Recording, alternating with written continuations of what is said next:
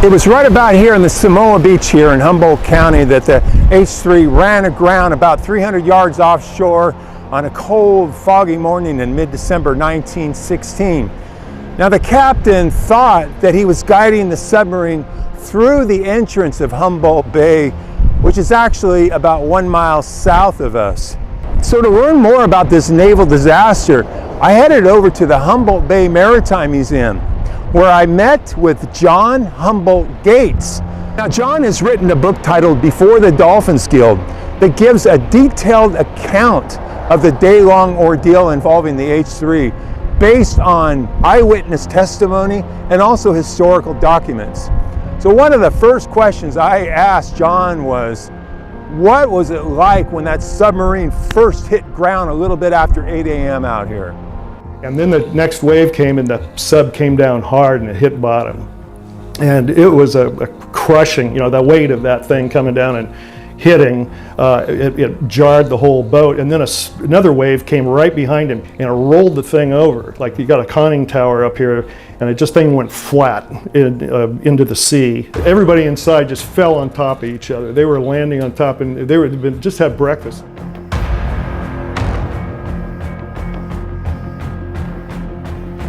Inside that boat, there's 2,000 gallons of sulfuric acid underneath in the battery chambers. And now the boat's up on its side and all this acid can start to leak out of those chambers. So that's what creates chlorine, is salt water and sulfuric acid, which chlorine was a weapon in World War I, chlorine gas.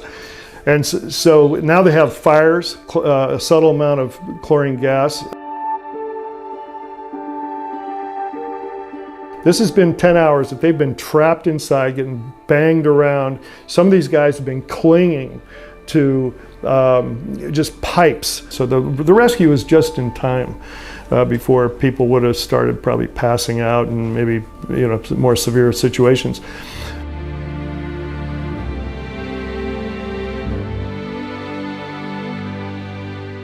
So they launch into the surf and the breakers, they had to go over the top of these breakers. They're rowing against the breakers. These guys are hardy, rescuers.